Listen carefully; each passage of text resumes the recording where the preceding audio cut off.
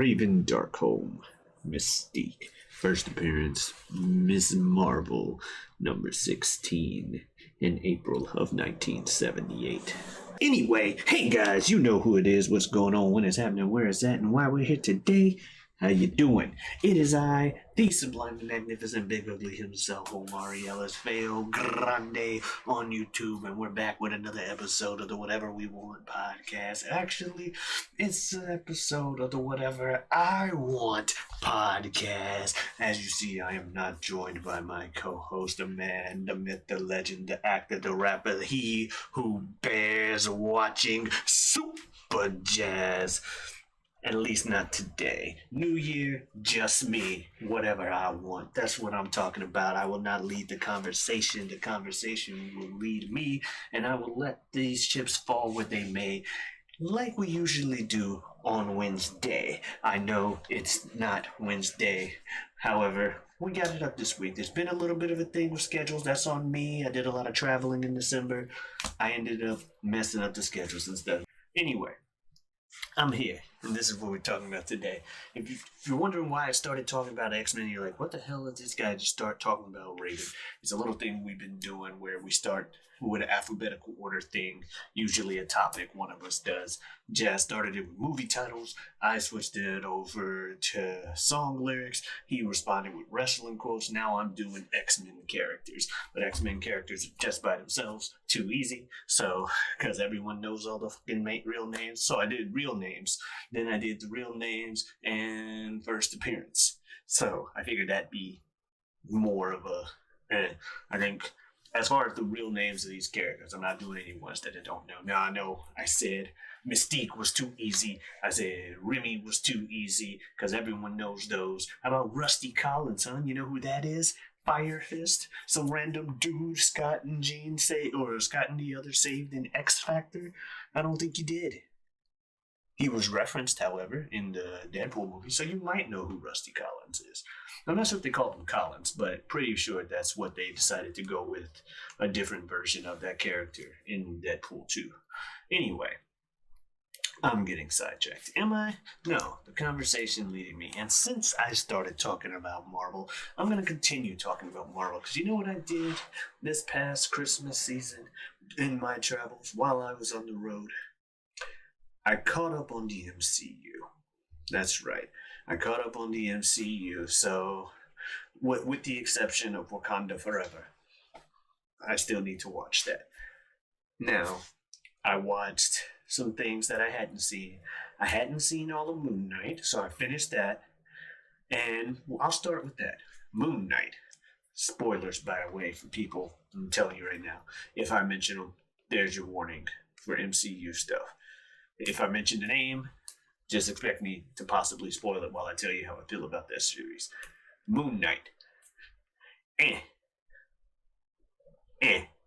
It had an interesting premise with the whole split personality thing, but they have the guy black out during the majority of the action scenes that could be really cool. You barely see Moon Knight doing anything. It's all about Stephen Grant and Mark Spector. And it's just, it felt like it was trying to set something up, and that's all it really accomplished, was setting up whatever the fuck they're planning on using Moon Knight for. I have no idea. A very kind of series. I followed that up by watching Miss Marvel, with Kamala Khan. I liked it more than Moon Knight. I'll say that much. I've always been more of a Carol Danvers person myself. The original Miss Marvel, the one that Mystique debuted within. Haha, topical. No, I've always liked Carol Danvers, but so I hadn't really read a lot of the comics involving Kamala Khan. I knew that she was supposed to be stretchy. She's supposed to be an Inhuman that got infected when the Inhumans did some shit, and she became super stretchy on some Luffy/Reed Richards shit. She didn't really do that. They changed it up. Despite the fact that Inhumans are in the MCU, based on their whole show, but despite that, they're like, nah, she ain't an Inhuman. And they decided to go a different route. Don't give her the stretchy powers. Give her a bangle that gives her weird, hard light energy things. However, I guess as a 50-50 between them and the people who like Miss Marvel and are fans of new Miss Marvel, or people that like Kamala. There, no, I'm not just saying Miss Marvel. People that like Kamala Khan, I feel like their compromise was a couple of times she could stretch those hard light constructs to simulate the stretchy arms, to simulate her being bigger. But I don't know enough about Miss Marvel. I didn't know enough about Moon Knight, to be fair. So, kind of learning some stuff about these two was interesting. Um, it did have the first of the middle, or it did have a middle finger to X Men fans, kind of like Doctor Strange Multiverse of Madness did, where, Multiverse of Madness, the middle finger to X Men fans, I think, was obvious than just showing Charles and immediately killing him. It was a middle finger to Fantastic Four fans as well. I'll go ahead and say that. I'd say it's a middle finger to Inhumans fans, but they don't exist. So they went ahead and. That's rude. I'm sure there are Inhumans fans out there. I just have not met many. That's fair to say? That's fair to say. So, Inhumans, everyone got a middle finger to them in Doctor Strange. But at the end of Miss Marvel, and here's, spoilers, they have a thing where the guy's like, well, that bangle of yours, it unlocked your powers, but it's not what gave you your powers. Your powers are kind of weird. They're kind of like a mutation. Wink, wink, wink. And they immediately shrug it off as actually not a thing. Like, no, it ain't shit. That ain't never gonna matter. That's just a label. I don't care what people call me. And she walked away. Like, okay, there's no point in you even throwing that in there except to be like, haha, I got your hopes up. So we go ahead and then go to, I believe Blood and Thunder came after that, the Thor movie. So I watched Thor, Blood and Thunder, and I know it's called Love and Thunder, but Blood and Thunder sounds cooler, and it's also a reference to something else. So Thor, Blood and Thunder, it they just decided to go full comedy with these Thor movies, like seriously, and I'm not gonna lie, I didn't hate the fact that they went full comedy. I prefer comedies, but the movie was kind of okay. It had a lot of Guns N' Roses. And had a lot of. I didn't have a problem with Jane being a Thor as well. I thought it was interesting that she was better with Mjolnir than Thor had ever been, with her doing the whole break apart attacks and reassembling it and shit like that. I thought that was an interesting take on it, but it was still a good movie. Good to see Natalie Portman have some shine and do her thing, because everyone knows how good of an actress she is. And yeah, the movie was kind of weird. I do kind of agree with something that I had heard where the God Butcher character didn't really do much God butchering. They just kind of told you that he was butchering gods and just let you kind of fill it in. Also, I'm not sure how I feel on the whole Thor having. Oh, but they named her Love. I was going to say I don't know how I feel about Thor having a daughter, but Thor has a daughter, Thrud. So, or at least he has a daughter in depending on who you ask. So I guess that makes sense. Never mind. It's just weird seeing it in the movies, but I guess that's so they can eventually replace Chris Hemsworth like they've done everybody else. So when he finally stops, he'll have his female replacement already on deck. Um, and then there's She-Hulk, who I saw that show and I had not heard a lot of good about She-Hulk, Attorney at Law. I liked Blood and Thunder. I'm not sure if I said that. It's not one of my favorite Marvel films, but it's better than. I think I like it more than Doctor Strange. I could be wrong. I might like Doctor Strange more. I think I like Doctor Strange, Multiverse of Madness more than Thor, Blood and Thunder. But I like Blood and Thunder more than I like Black Widow. I don't think that's difficult. Did I like it more than Shang-Chi? Because Shang-Chi was good. Well, good is a stretch. It's not objectively good. I enjoyed watching it. Um, fuck it. I like Thor better than. I like Thor better than Black Widow. and I liked it better than Moon Knight. That's for sure. I know Moon Knight's a TV show, but Blood and Thunder was among the better things that I watched. She Hulk was weird. Um, Seeing the fourth wall breaking things, and it kind of goes with Deadpool as well, but Deadpool, it was only 2 hours of it as opposed to a whole series. The fourth wall breaking thing is a little weird, or they got a little bit too meta at times with it. I did think it was interesting watching the show though, but I wanted to see where it was going. One problem I have with a lot of these, She Hulk kind of not as much. There's not a lot of fighting in the shows. Not nearly enough. I think Miss Marvel at least did some superhero ing before the fighting really kicked in. But Moon Knight, there was enough to give you the illusion of fighting, but again, the majority of the fights right before the fight would happen, he'd black out. So yeah. Anyway, She Hulk. Only thing I didn't like about She Hulk was the last episode, where they decided to get super meta and then have her go to Marvel Studios itself. I get what they were going for, and haha, kudos for having the scene. It didn't hit well with me, especially because while she's talking to it, they did the other middle finger to X-Men fans with the whole like her just trying to ask about like all the criticism, making fun of people on Twitter and stuff. She's like, "When is so and so? Why was I doing this in this episode? And when are we getting the X-Men? Wink, wink, wink. Fuck you, bitch. Just stop. Just stop. You're not gonna put them in any of the movies. Don't put them in the movies. Stop this fucking teasing shit, because you're not putting them in there. Bottom line is, I get it. Leave me alone. But and the way they took the final episode, where they were like, "Oh, the plot was going this way. Isn't that a little too Marvel?" You were doing it anyway.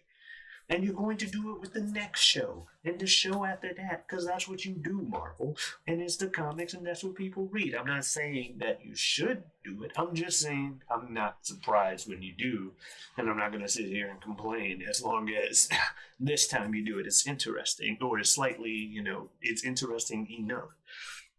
And that said, they do the whole stealing your blood thing a lot. But I would have much rather they had their own plot aside from that.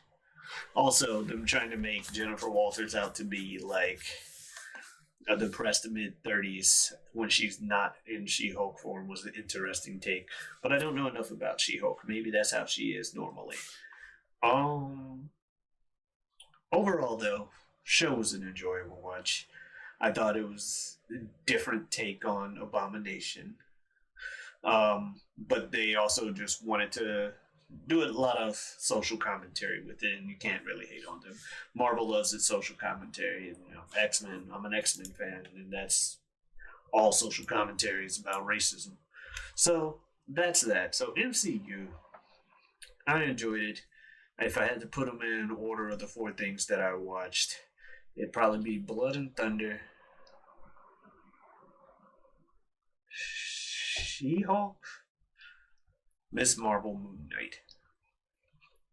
Yeah.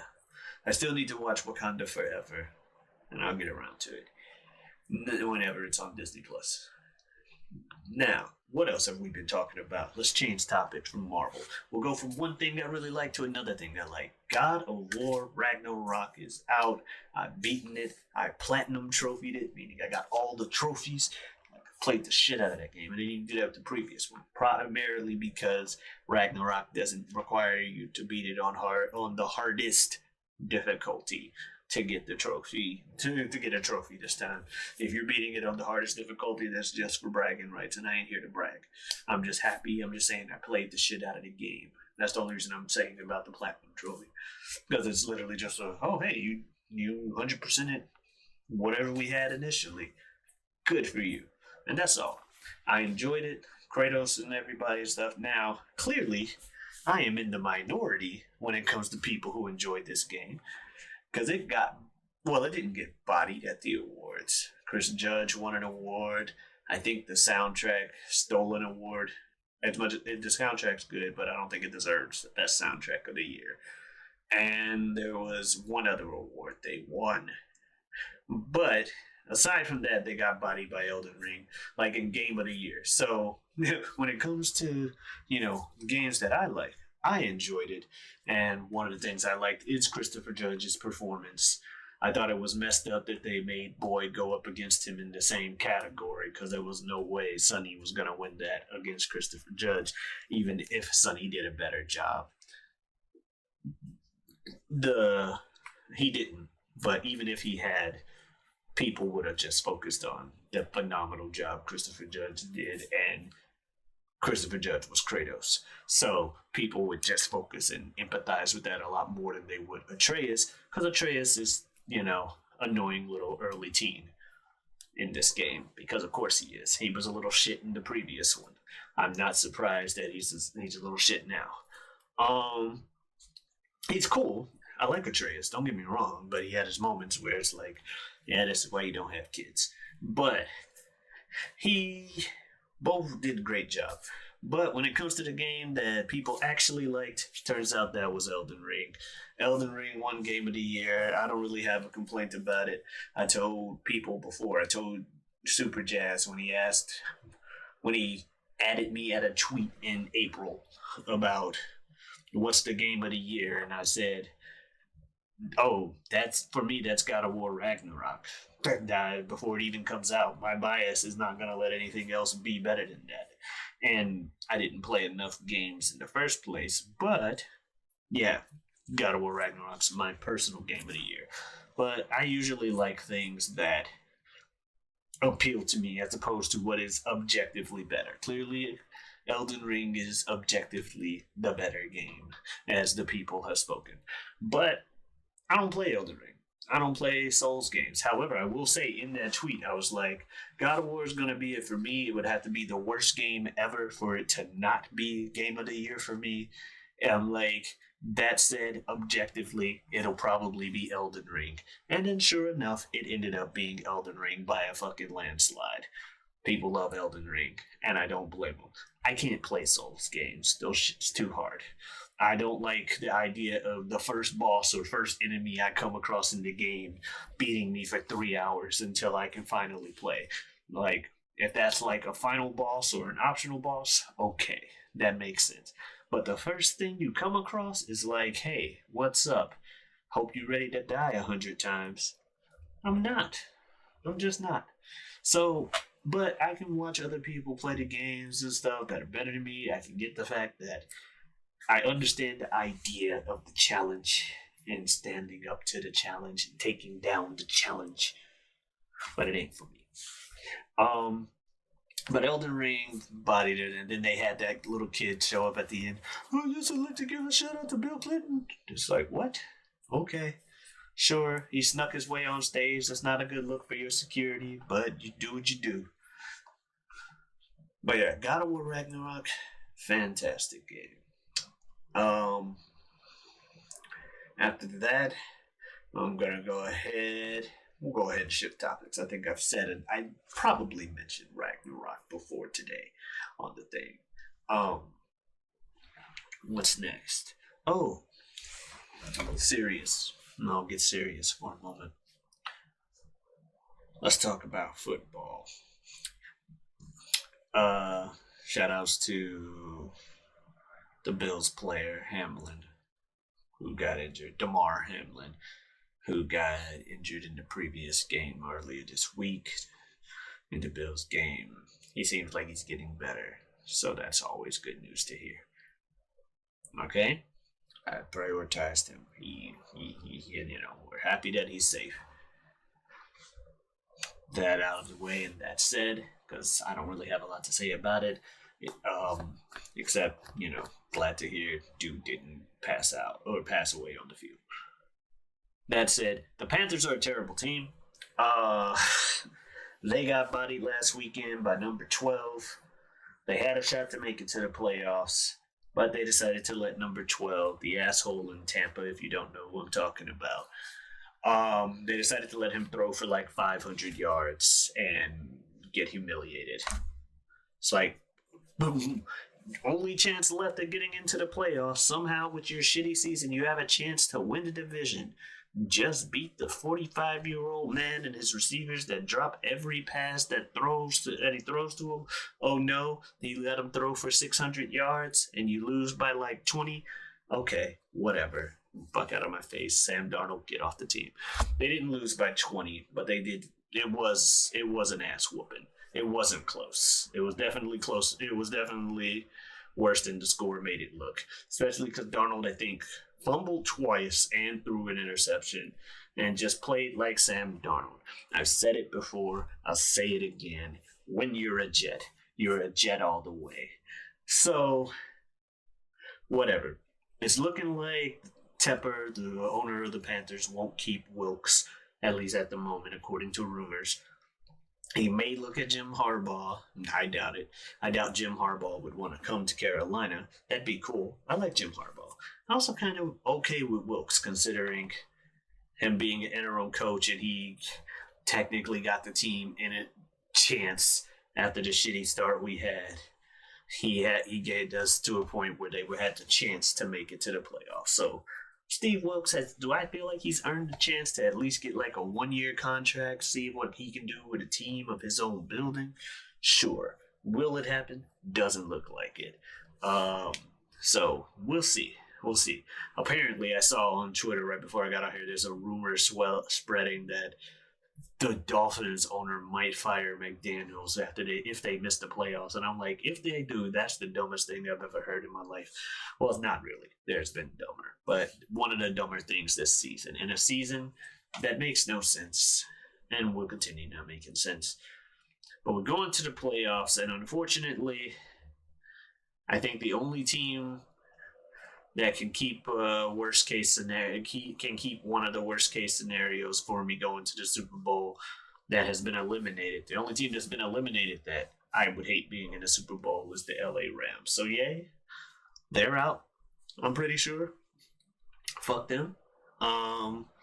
Unfortunately, it's looking like it's gonna be another fucking Brady Bowl because of course it is, and so I won't be able to enjoy the postseason. So that's going to suck. Also, the Packers are making it in, and while I don't necessarily despise the team, I don't root for them either, especially because I know too many Bears fans to want any success for the Packers, because that means my friends aren't happy. So, there you go. AFC, hopefully the Patriots don't make it to the playoffs. I doubt it. Because, 2022 is a shitty year, and this is still technically the 2022 football season. So, we're probably going to have, like, Brady versus somebody in the Super Bowl. And Brady wins, like, number 10 or whichever number he needs. But, yeah. So, not looking like it's going to be a fun postseason. Postseason's going to suck. But it is what it is. Now, that's football. Basketball,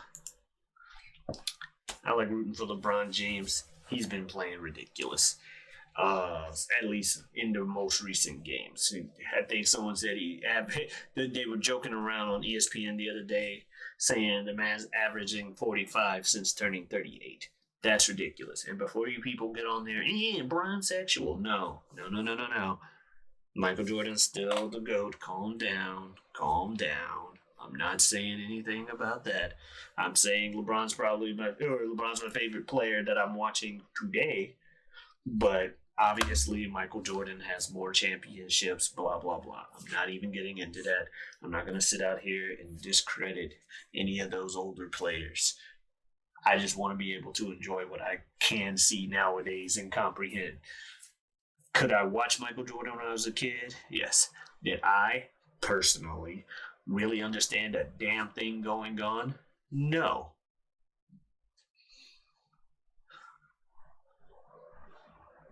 I was a late bloomer when it came to sports. I didn't really get into sports until high school. And even then, it was hella casually and it was football. I knew some baseball stuff because, I'm from St. Louis. Cardinals exist. I knew some baseball stuff. It was the greatest show on turf, Rams. It was their postseason run to the Super Bowl, specifically the two games leading up to the Super Bowl, that made me fully get more involved into football aside from just watching the Super Bowl every year. And then I started watching football in high school, college, stayed with football, and then it wasn't until 2009, 2010 that I really started like watching shit like ESPN and then watching like at least basketball postseason and stuff. And that was mainly because of fucking LeBron James and the fact that this dude was supposedly really, really good, but at the same time also not really, really good. They're like, hey, look at what he's on pace to do record wise. Look at all these things we're already talking about him being milestones in 2009, but he's not that good. And I'm like, but how? And my quest for them to actually respect this man has been a fun. Like people to actually say LeBron is good at basketball, not oh well he did this so he'll never be considered any good as all because Jordan was 6-0. It's like there's gotta be somewhere where he gets credit for going to the finals 10 years straight. That's ridiculous. He shut out a fucking conference from going to the finals for damn near a decade. It wasn't 10 years straight, but a lot of years straight. He shut out a fucking conference from going to the finals. For all the people who are like, oh, the East is easy. There's a lot of teams in the East who don't think the East was easy to get out of because that motherfucker was always standing in their way. The same way people are going to talk about a lot, or the same way people talk about a lot of players in the 90s that, well, this guy was really good. Where's his championship? He ran into Jordan. They were in the same conference as Jordan. You can say that about a lot of players, or it's like, oh, this player did something. What happened? Ran into fucking LeBron. Now, luckily for one thing that is different is the Warriors existing. Now, I'm not saying this had anything to do, like, Jordan had Hall of Famers he was going against. I mean, there would be a lot of Hall of Famers from nowadays. But the Warriors helped put a lot of things on the West. They were shutting down the West. So you may even have to start talking about maybe not GOAT status, but Curry's definitely shooting up there on people's list. That's the other reason I like watching now, is watching the Warriors. Fuck it. I don't have a home team in basketball. I'm allowed to root for whoever the fuck I want and player watch or team watch in that regard. So I actually get to enjoy basketball because I don't have a home team. As long as Boston doesn't win, I don't care when it comes to basketball. Anyone else, have fun. Just not the Celtics. Same with hockey. I don't care. I prefer the Blues. But aside from that 1 year, a few years ago, which was the first time I watched a whole NHL hockey game all the way through, was Game 7 of that Stanley Cup Finals against Boston.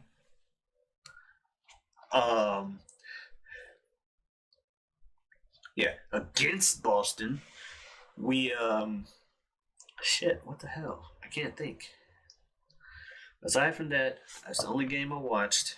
I don't watch hockey. So I don't normally care. As long as the Bruins don't win, I'm happy. And fucking baseball, obviously, want the Cardinals.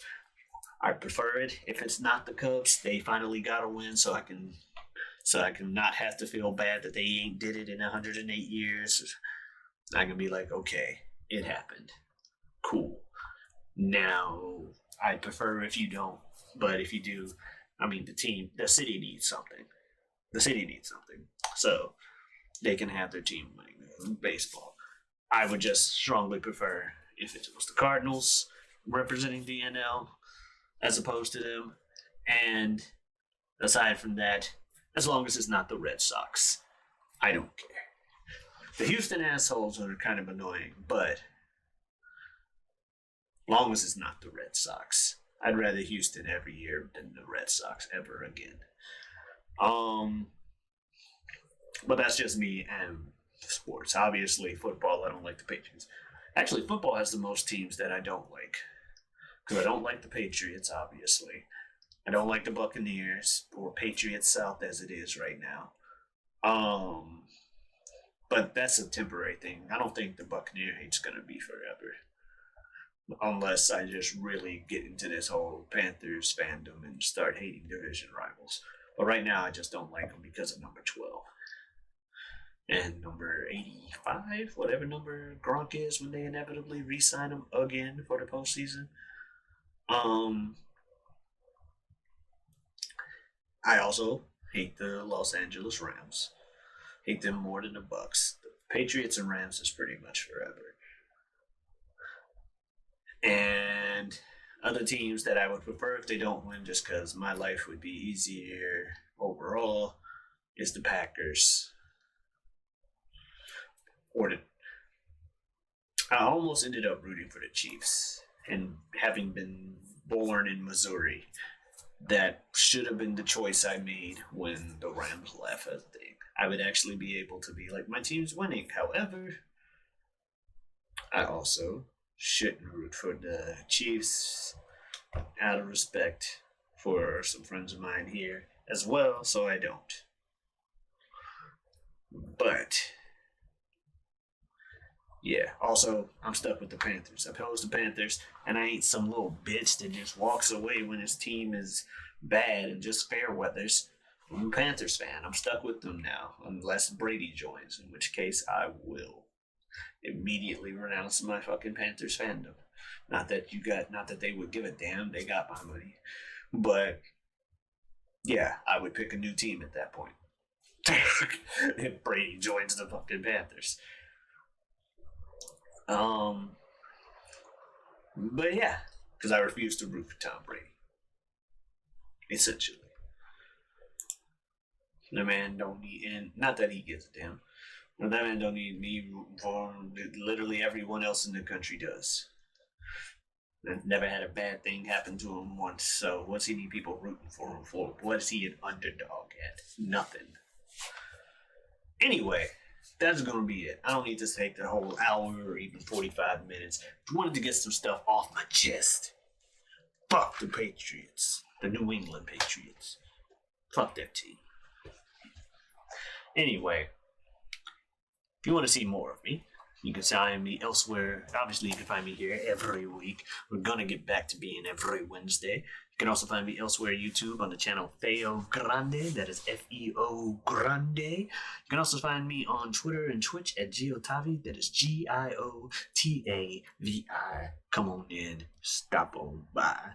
Now, if you want to find Superjaz, you can also find him here. You can also find him anywhere you stream your music, as he is a rapper. You can find him under the name Superjaz. That is Superjaz. You can also find him on Twitter at Superjaz2. That is Superjaz, the number 2. You can also find him on Instagram at Forever Superjaz, the words forever spelled correctly. And yeah, keep an eye out on this channel.